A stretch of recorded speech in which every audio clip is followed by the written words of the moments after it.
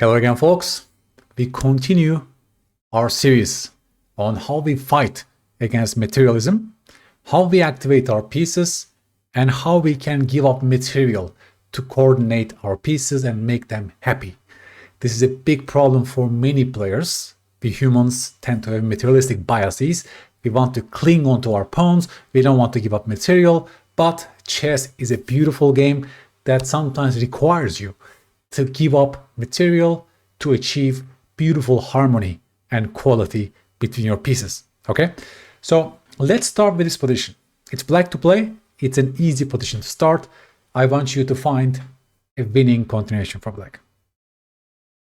You're a great player if you found the move rook takes g3, check. The pawn is pinned, f1 is pinned, so you must take back with this guy, and knight f3 is mate. You see, this rook was a piece of wood that is getting in the way of your knight, so you remove the rook with tempo only to pave the way for your knight. This is the first lesson. Sometimes your own pieces and pawns can be hindrance, stopping your other pieces. Thus, in those moments, you should be much more willing to give up material to make your other pieces happy. Today we'll talk about bishops and how we can unleash the bishops by timely pawn sacrifices. It's white to play here, folks.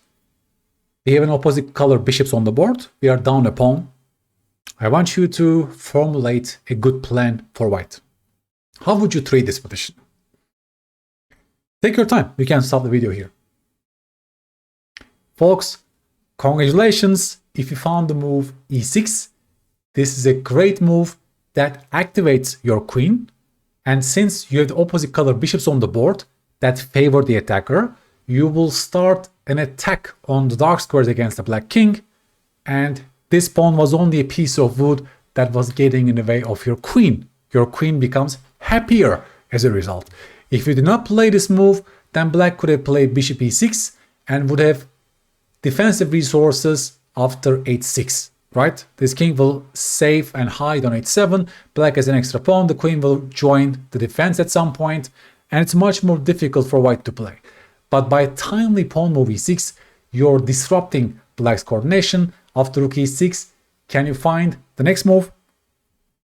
Bishop h6, creating mated one threat, a direct follow-up to your pawn sacrifice. The only move is f6, and I want you to find the winning move for white. Take your time, folks. Yes, queen a7, board vision, and queen g7 mate cannot be parried. White wins. It's a beautiful, beautiful position to contemplate. You see the direct effect of this e6 pawn sacrifice in creating harmony and coordination between your pieces. If you didn't play this move, that pawn will be blockaded. So that's a very timely pawn sacrifice. And if white takes back with the f-pawn, let's look at this position. Bishop h6 comes with a huge mate in one threat. After queen c7 comes the beautiful rook c1. You coordinate and activate every single piece. Queen f7. And can you find the next move for white that organizes and prepares an invasion on the 7th rank? Yes, queen e5, a multi-purpose move that also stops e5, activates the queen, and of course prepares rook c7 invasion. Just look at those three pieces, folks. Just look how beautiful coordination it is. The quality between your pieces more than compensates for the two-pawn deficit, right? Black has two extra pawns, but look at their pieces. And look at the king. The king's safety is the most important imbalance in chess, and you can give up material to intensify your attack. This position also nicely shows us, right, that chess is a beautiful game that has all these different trade-offs. e6 unleashes your queen, and now you also understand why, right? The opposite color bishops favor the attacker in the middle game, so whenever you have such situations, you should be even more willing to give up material to coordinate your pieces. Let's look at a beautiful and famous, one of the most famous games of Bobby Fischer. He was playing against Byrne in this game. Fischer, with the black pieces, is on the move. I want you to stop the video here, folks, and find a great move for black to unleash an attack against the white king, who is lonely, of course. Black has given up the exchange to come to this position, but black has the bishop pair. And can we make use of this? Take your time. Stop the video, please. Folks, Fischer looked at this bishop on a6 and played d4 and unleashed the guy on the long diagonal. It's all about the activation of the bishop, and the king on g2 is not feeling any safe. We are forcing white as well, right, to take on d4. Otherwise, this pawn will be hanging. Knight takes d4. Bishop b7 check, the direct effect of the pawn sacrifice. King f1. And here Fischer played queen d7 and white resigned in actual game. The commentators thought it was black which resigned, and then they were shocked to see that it was actually white who resigned because white has no moves left. We can look. Already there's a big threat of queen h3, of course. So after king g1, queen h3 anyways, and now the threat is takes, and mate, right? And after knight b5, there are many moves, but I very much like this bishop h6 idea, hitting the queen and also introducing bishop e3 check.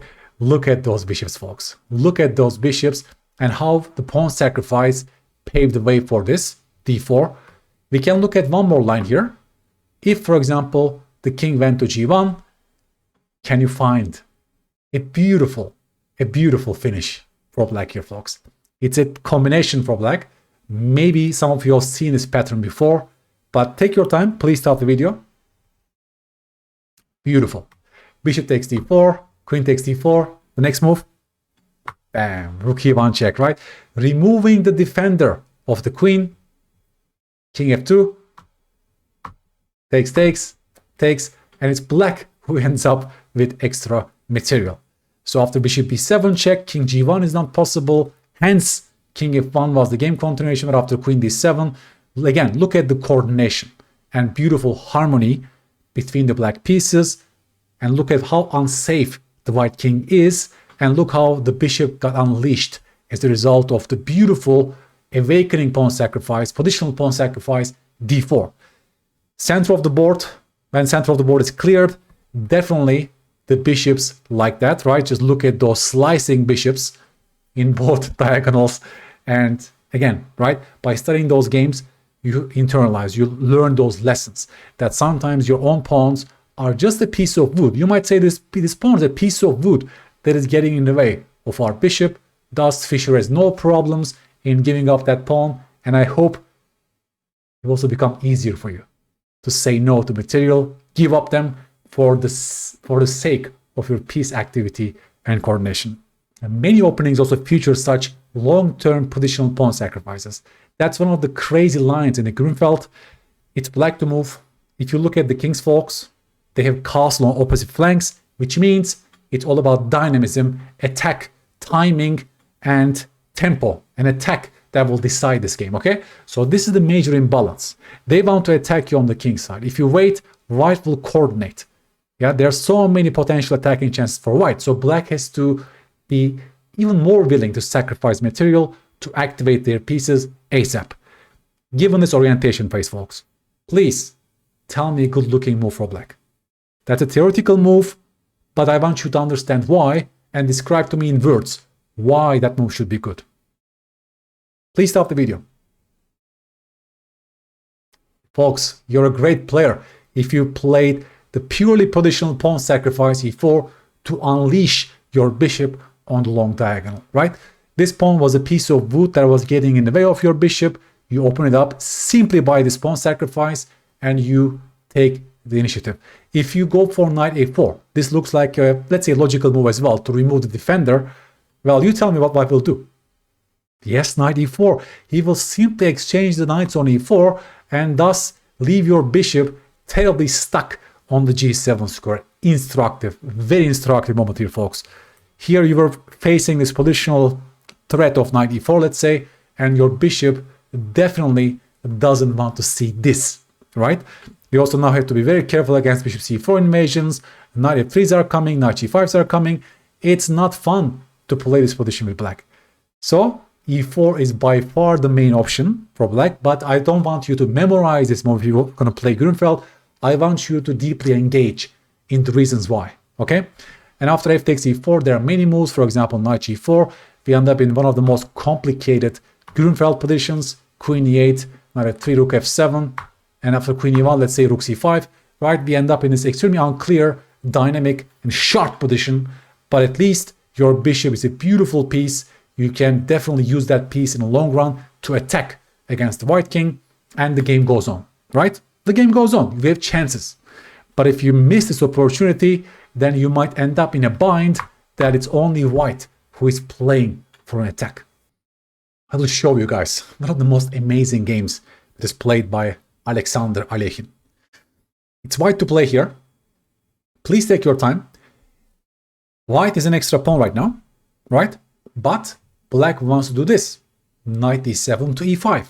Black wants to achieve a beautiful knight, maybe later push g3 and create counterplay, right? Your bishop on c2 is a terrible piece. Just look at the bishop. Horrible, right? Horrible piece. And you're facing this positional threat. What should white do? What should white do, folks? I want you to deeply engage with this position. Go deeper. Stop the video. Can you find the resource that was found by Alekhine, great Alekhine, in the actual game? How do you make your bishop happy? You're a great player if you saw the move e5, folks. That's an amazingly beautiful positional sacrifice for the sole purpose of activating your bishop. Let's look. D takes e5. What's the next move? You tell me. d6. Your bishop wants to become a happy camper on d5. After c5, the same, right? If you take my pawn, bishop d5, bishop e4, bishop d5, and the game is already over because the king is not safe and everything is collapsing for black. You also messed up black's idea of knight e7 to e5, right? Let's go back to this e5 position. If black takes back with the f-pawn, can you see the follow-up? f6, unleashing the bishop, takes, queen takes g4, followed by bishop e4, and white will win the pawn. Importantly, white messed up with black's plan of knight d7, e5. That's a beautiful multi-purpose move which awakens the bishop but also, right, hinders the black knight. If you didn't play this way, if you, for example, just push your pawn on b4, right, with a simple idea of a4, a5, then black is getting counterplay, a4, knight e5, a beautiful piece versus a horrible bishop on c2. And if you insist on a5, then black will push g3 and suddenly, I mean, you're facing crazy counterplay, right?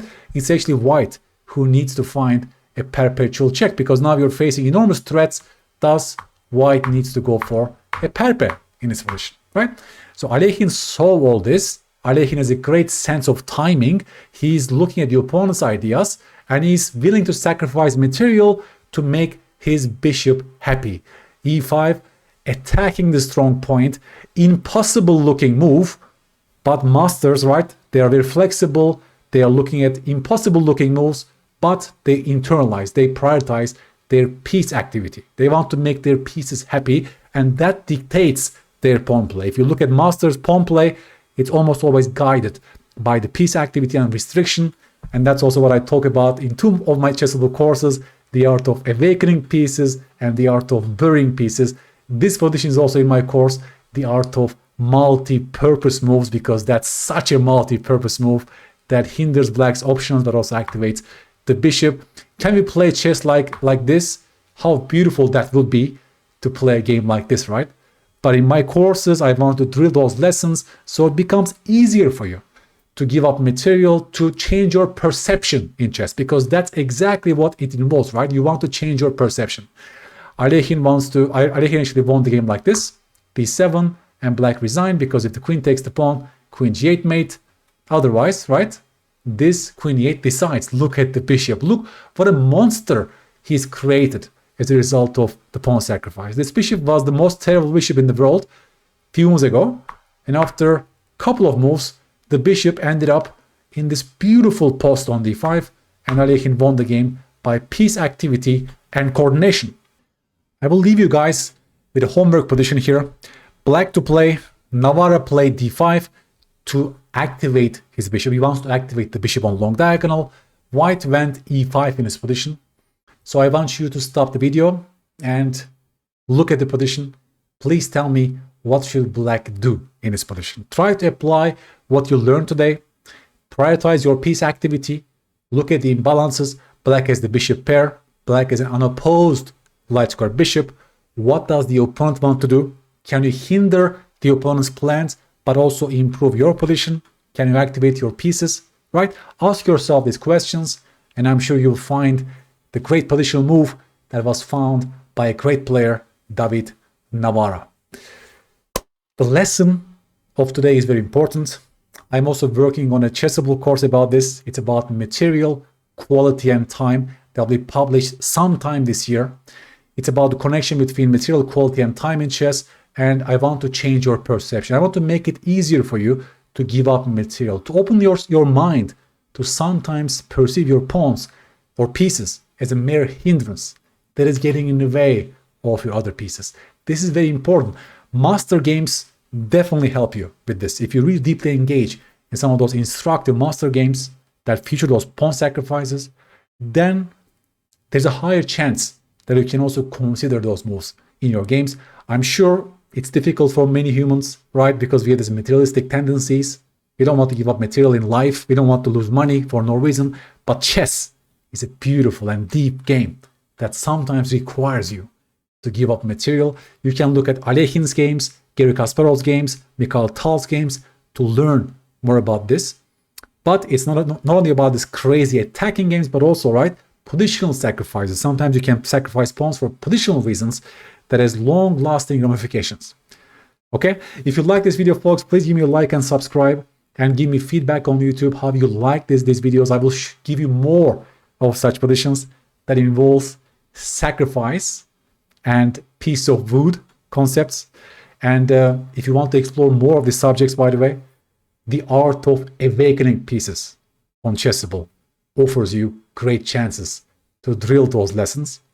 Please share your victories with me. If you sacrifice stuff and win some beautiful games, please send them to me, and I will be proud as an author and teacher. Thank you so much.